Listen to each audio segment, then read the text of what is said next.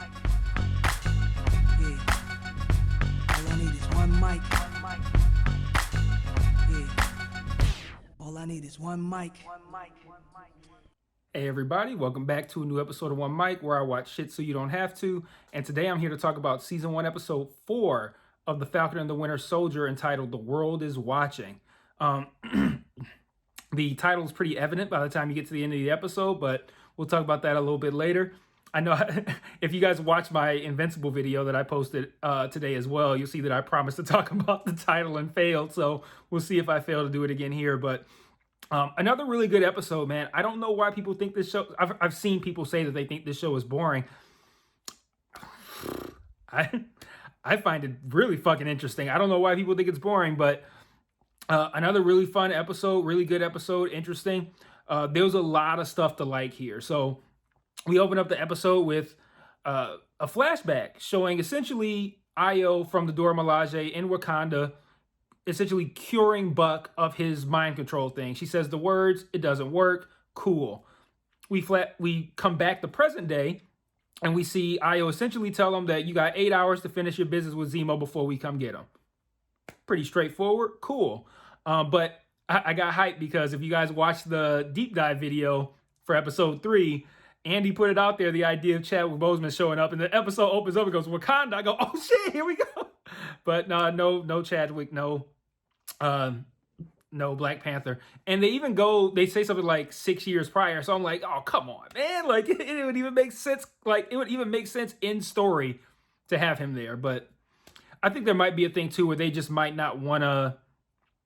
It might be one of those things where, like, I believe Lucasfilm asked Carrie Fisher's family if it would be cool to kind of like put like a partially CG version or even like, you know, lost footage versions of her into the last Star Wars movie, and they were cool with it.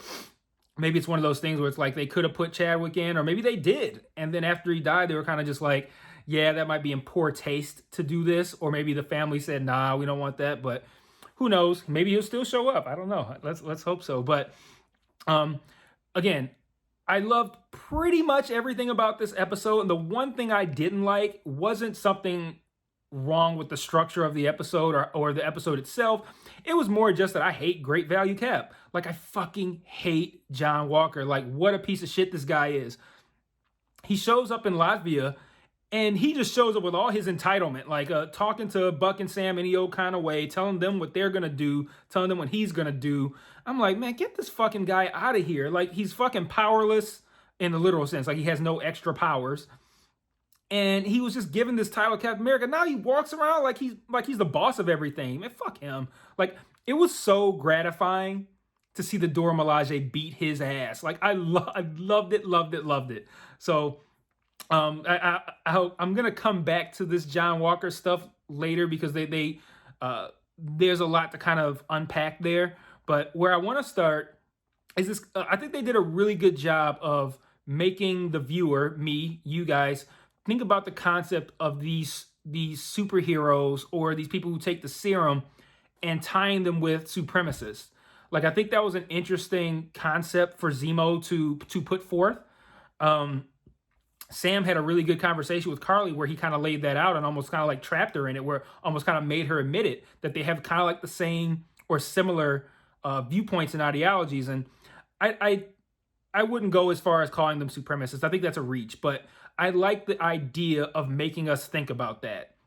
How do we look at these individuals who seek out this power and this ability to be better than the average human, and essentially to say, I am better than the average human, or to look down on them as lesser than. That is supremacist values, but I don't think that people who are taking the serum are necessarily attempting to do that or doing it for that reason. I think it's just one of those things where, you know, maybe that's an underlying thing they don't know about that kind of comes out once they have the power. But I don't really want to get too deep in the weeds about concepts and shit like that. Maybe we'll talk about that on the deep dive a little bit, but I like the idea of talking about, of comparing them to supremacists, and especially how that struck Carly when Sam brought that up. So speaking of which, I thought the scene between Sam and Carly, the conversation, was a really good scene. And while it was happening, I'm writing in my notes, Great conversation.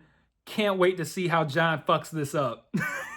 Sure enough, this motherfucker can't wait to come in there with all his goddamn entitlement and be like, okay, I decided this conversation is going on long enough and that we are going to do this. Man, fuck him. Like, I hate people like that. Like, you are in charge on whose authority? Like, you were talking to the Avengers, dude. Like, yes, you may be Captain America by decree of the government, but you ain't even in the United States. You in Latvia, where the United States government has no say.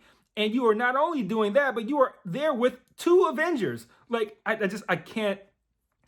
He's such a fucking asshole. Like, his entitlement is just completely out of control. So he bursts in, fucks up all the progress that Sam made with Carly, but then does get his ass kicked again, which I do enjoy. But one thing that I thought was also really cool with the John stuff is they set up the idea of him taking the serum.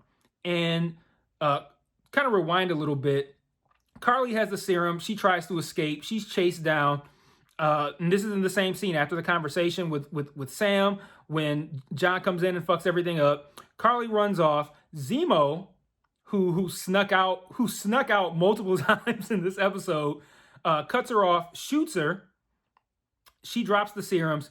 He stomps all over them before Great Value Cap comes in and knocks him out and pockets one remaining serum that Zemo did not get to crush. And they have a conversation. John and Lamar have a conversation where Lamar essentially says, rewind. John asks him, like, if you could get the serum, would you take it? And he says, hell yeah. And he's like, well, you're not worried about what it would do to you? And he essentially says that the serum just kind of accentuates your own personality traits. So if you're a good person, you just become a really good person with like powers and strength. And if you're a shitty person, you become a shitty person. And I think that conversation from our perspective as a viewer would have been a clue for John to not take the serum. But then Lamar says something like, you got 3 medals and everybody thinks you're the shit, yada, yada. And I'm like, fuck, Lamar is inadvertently convincing him to take the serum because Lamar doesn't know he has it. So Lamar is inadvertently convincing him to take the serum, and he does it off camera. We find out in what was I thought to be one of the best action sequences of the show so far, which is kind of like this multi-battle between the Flag Smashers and Sam in his Falcon suit, Buck and John. And this fight is so cool. And they always figure out really cool ways for Sam to use his suit as a weapon. And like I just really dig that. Like they find really creative ways to do that. And I enjoyed that aspect of that fight. Really cool fight scene, really enjoyable. As usual, as I mentioned, Zemo escapes during this fight. And Zemo is at the end of the episode, Zemo's in the wind. I don't think we know where he is. If I remember correctly, yeah, I think once Zemo escapes for the final time, we don't see him again. So I thought that was all really good stuff. I thought that they didn't really progress the power broker identity thing. And granted, they didn't really ever present a who is the power broker kind of thing. I just kind of presented that on my own. But I don't think they want us necessarily to be thinking too hard about it. I think they inadvertently did that with some of the stuff they did in episode 3, but they didn't advance that really at all. Sam gets on the phone with Sharon and she refers to the power broker as a he, him, whatever it was. But if she was a power broker, of course she would do that. So like that doesn't make me go, oh, you must not be Sharon. Like, we'll see. Let me check my notes here and see if I had anything else I want to talk about.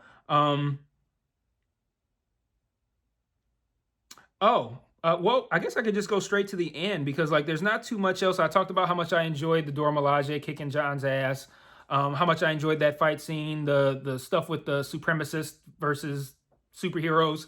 So the last thing I want to talk about is the ending of the episode, which is why it's called The World Is Watching. So after this battle ends, John is, well, actually rewind. I've had to rewind like 7 times in this video, but my thoughts are so jumbled, but never mind me. During this battle, Carly like kicks Lamar like so hard that his body slams into a pillar and it looks like Lamar is dead. John walks up, again, seems like Lamar is dead, and John chases after Carly. Can't find Carly, but comes across another Flag Smasher, and in his rage, because of the serum making him more of who he is, a piece of shit, he takes off his shield and he kills this guy with the shield while people are standing around recording on their cell phone. So next episode will probably open up with news stories about how Captain America brutally killed a guy in Latvia in front of a whole bunch of people, which works for me because fuck him. So like I'm cool with that. But this could open up the door to Sam or Buck taking the shield. Obviously, probably Sam. I still think Buck will end up with it later, but probably Sam for this moment. And then I wonder if this is also going to open up kind of like a repeat of like the Sokovia Accords. Not a repeat completely, but like a revisiting of like, hey, how do we want to handle these superpowered individuals? But from their perspective, he's not a superpowered individual. So they might not look at it that way.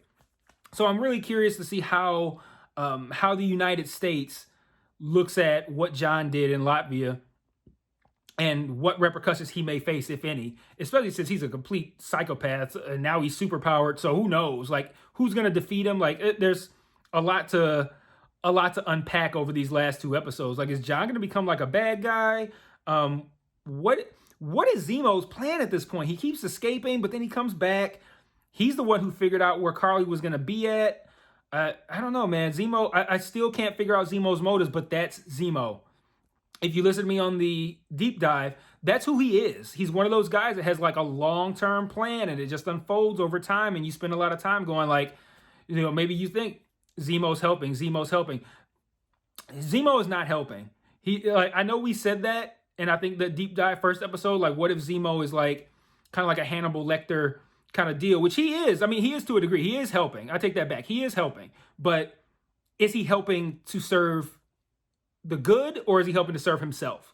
And I think he's helping to serve himself. Like he has some sort of long-term plan that we'll probably see at some point, probably at the end of episode 5, since it's a 6-episode season, see something like, you know, Zemo had this crazy plan. This is what it looks like. How are they going to deal with this in the finale? So I would imagine we'll probably see something like that at the end of the next episode. But again, really good episode, really interesting. I didn't have any problems with this at all.